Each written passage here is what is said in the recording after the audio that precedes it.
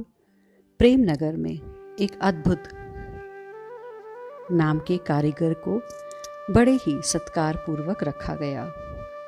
वो कारीगर राजा और नगर के निवासियों के लिए सजावट की सामग्रियां संग्रह करता है। अद्भुत नाम के इस शिल्पकार ने प्रेमनगर को ऐसा चमका दिया जैसा राजा चाहता था। प्रेम में सहज रूप से चमत्कार है। ये अद्भुत क्या है? प्रेम का चमत्कार ही तो अद्भुत है। सब बदल जाएगा एकाएक। प्रीतम आ गए हैं। ये आनंद तिरेक वाक्य आपके कानों में पड़े कि सब कुछ बदल गया।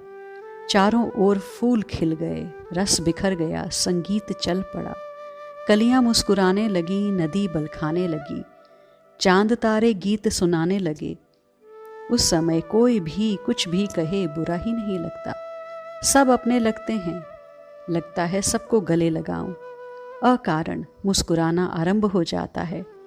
अकेले में अपने आप से बतियाना, अकेले में ही शर्माना। सृष्टि बदल जाती है। सृष्टि रस से भर जाती है। चारों ओर पक्षी कलरव करने लगते हैं। आनंद छा जाता है।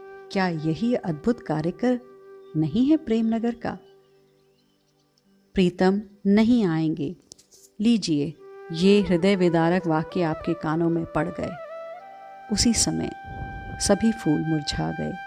सृष्टि रसहीन हो गई। आनंद सिंधु तो तत्क्षण सूख ही गया। उसमें रह रही मछली तड़फ तड़फ कर मर गई। अन्य ऋतुओं ने मुंह मोड़ लिया। बस वर्षा आरंभ हो गई। नयनों से वर्षा, और ये वर्षा ऐसा कि रुकने का नाम नहीं ले रही। कंचुकी पट सूखत नहीं कबहूं, उर बिच बहत पनारे। सब कुछ बर्बाद हो गया, सब कुछ खत्म हो गया। संसार अब रहने लायक ही नहीं रहा, क्योंकि प्रीतम नहीं आ रहे। आप कुछ भी सुन लेते हो, किसी की भी सुन लेते हो, प्रीतम आ रहे हैं। लो, फिर ये शुभ सूचना दी गई। विरह में डूबी वो बेचारी, उसको तो ऐसा लगा मानो मृत के ऊपर अमृत का पूरा कलश ही उड़ेल दिया हो। तत्क्षण आनंद छा गया। जो सृष्टि रसहीन हो गई थी वो रस से भर गई। फिर संगीत आरंभ हो चुका था प्रकृति में। क्या है ये जो अद्भुत है? यही चमत्कार नहीं है प्रेम का? इस अद्भुत रस का प्रेमियों ने तो अनुभव किया ही है। जब हृदय में प्रेम प्रकट होता है तब सब कुछ कैसे सुंदर से भी सुंदर लगने लगता है। यही प्रेमनगर का अद्भुत कारीगर है, जिसे अब रति ने नियुक्त किया है। महाभाव स्वरूपा श्री राधा रानी उद्धव से पूछ रही हैं, कौन हो, क्यों आए हो? मैं श्याम सखा हूँ। उद्धव मेरा नाम है। श्याम सुंदर का संदेशा लेकर आया हूँ। उद्धव ने कह तो दिया, पर ये क्या? एकाएक किशोरी जी तो हंसने लगी। हे सखियों, सुना ये क्या कह रहा है? कह रहा है संदेशा लाया है, वो भी प्यारे श्याम सुंदर का। यह कहकर श्री राधा रानी अट्ठास करती हैं, फिर अपने को रोकती हैं, किंतु उनकी हंसी रुक नहीं रही। कुछ समय लगा, उनकी हंसी रुकी। अति हंसी के कारण उनका मुख कमल तीव्र अरुण हो गया था। फिर उन्होंने उद्धव की ओर देखा। अपनी हंसी इस बार उन्होंने अच्छे से रोक ली थी। आप इस तरह क्यों हंस रही हैं? आप एक संदेशवाहक की हंसी उड़ा रही हैं। शायद उद्धव को अच्छा नहीं लगा था।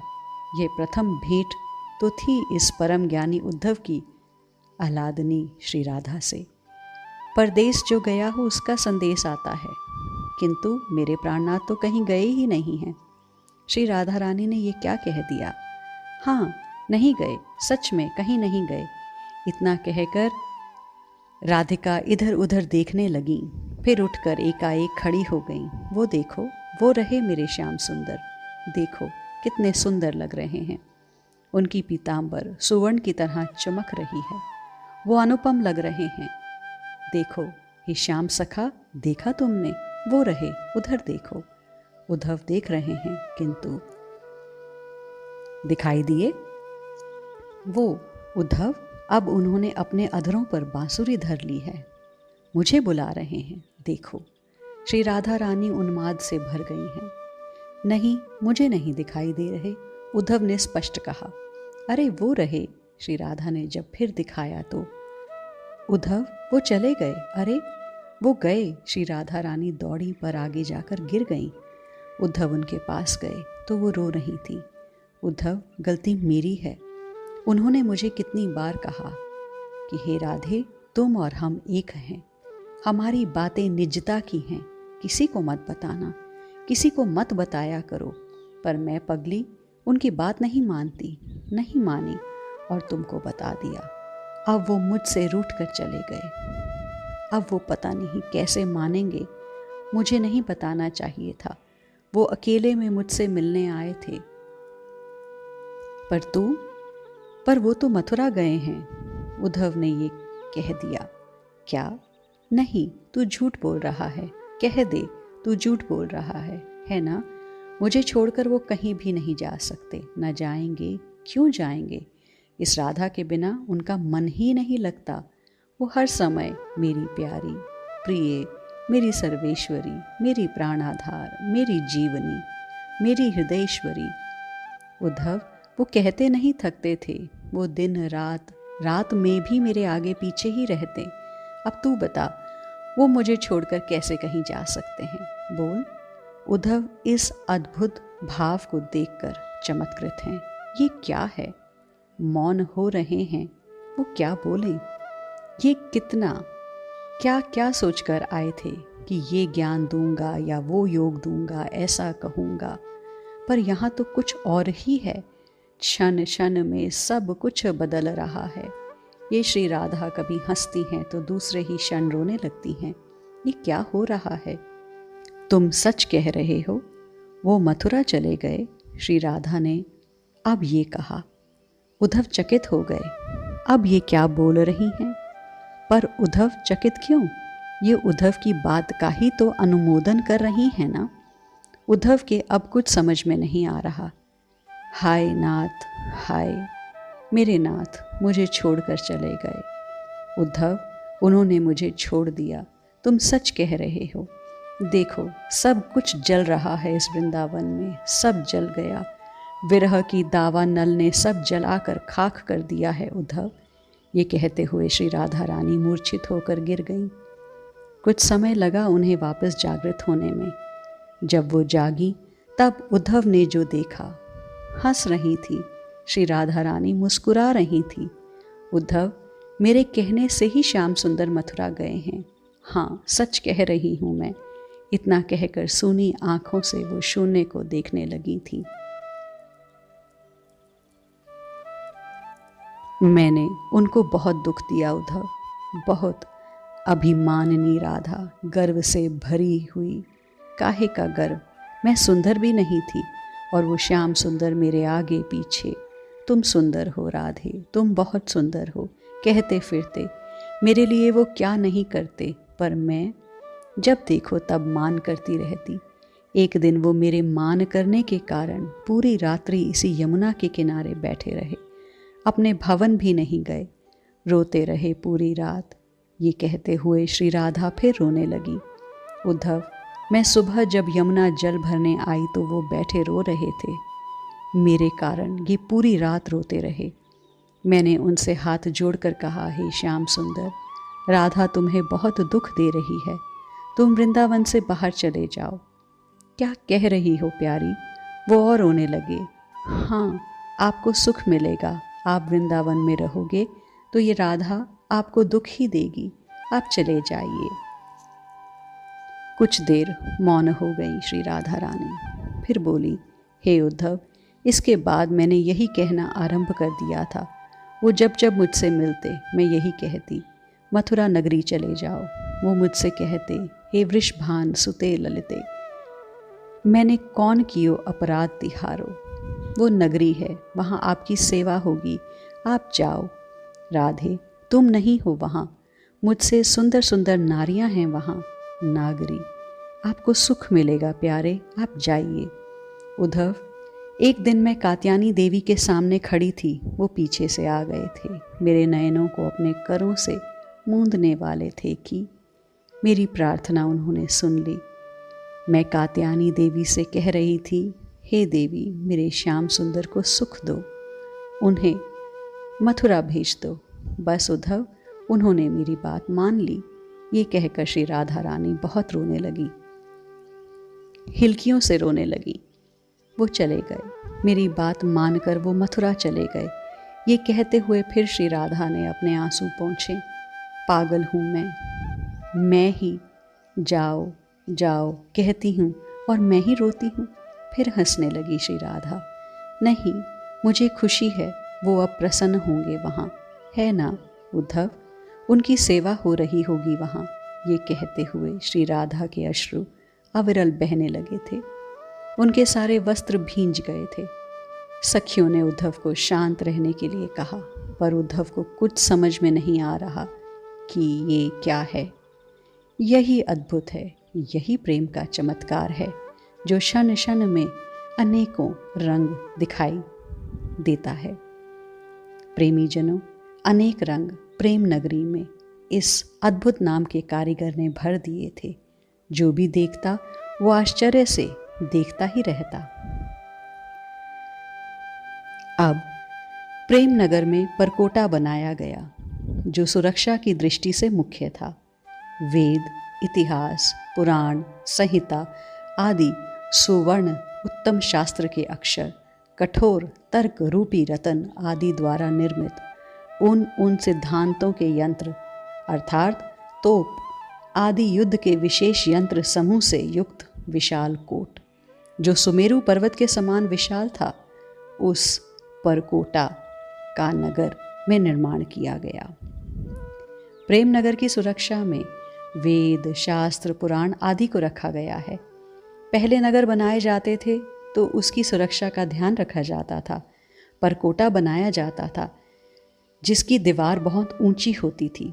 उसमें यंत्र भी होते थे जो अग्नि छोड़ते थे। ये सब बनाया जाता था नगर की सुरक्षा के लिए। यहाँ बड़ा अच्छा रूपक प्रस्तुत किया गया है कि प्रेम नगर की सुरक्षा के लिए परकोटा बनाया गया। उस परकोटा में वेद, शास्त्र, पुराण आदि की ही ऊंची दीवार बनाई गई।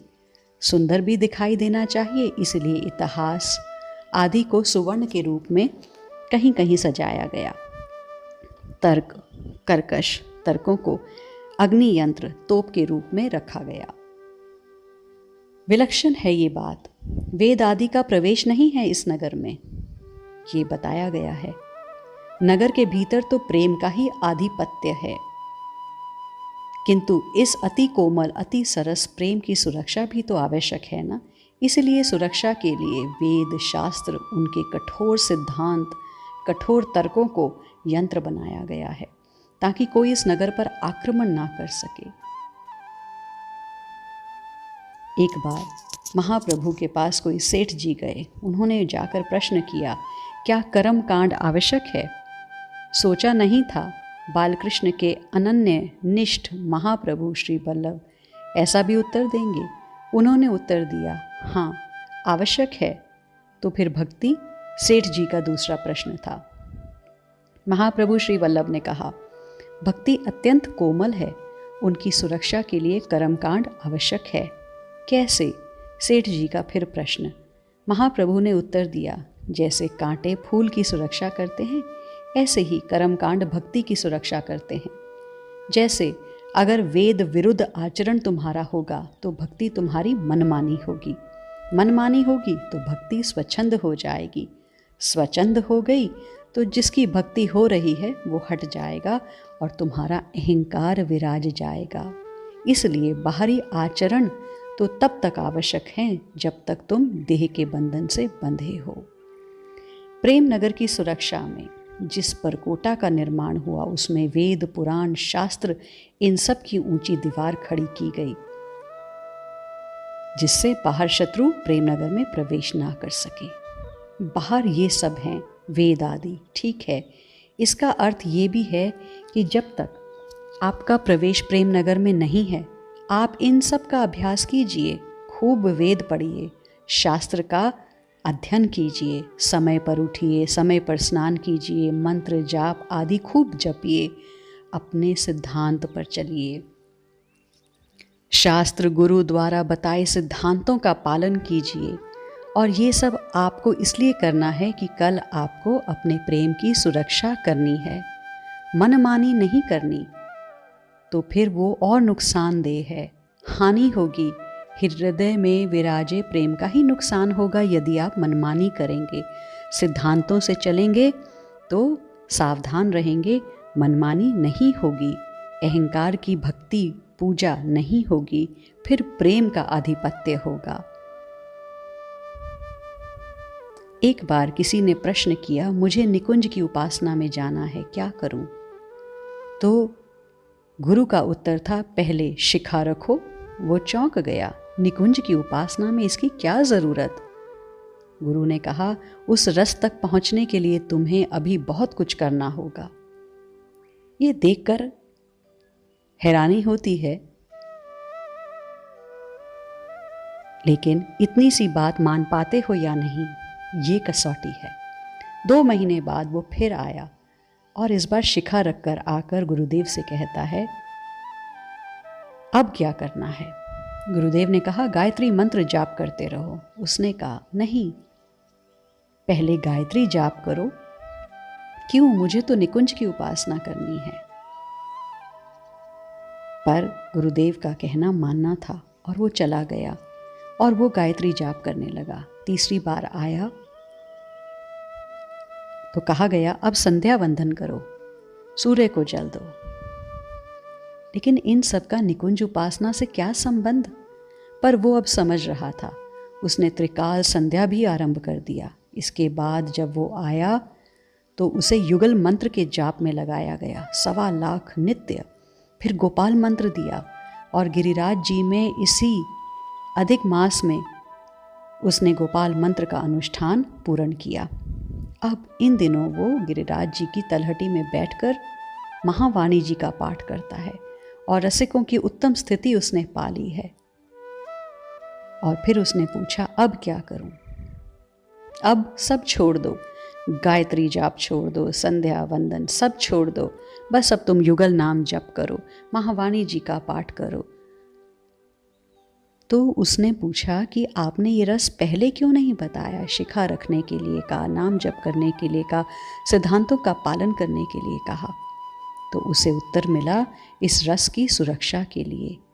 पूर्व में ये सब आवश्यक है, नियमों का पालन, सिद्धांतों से चलना इस रस में प्रवेश करने से पहले अनिवार्य है।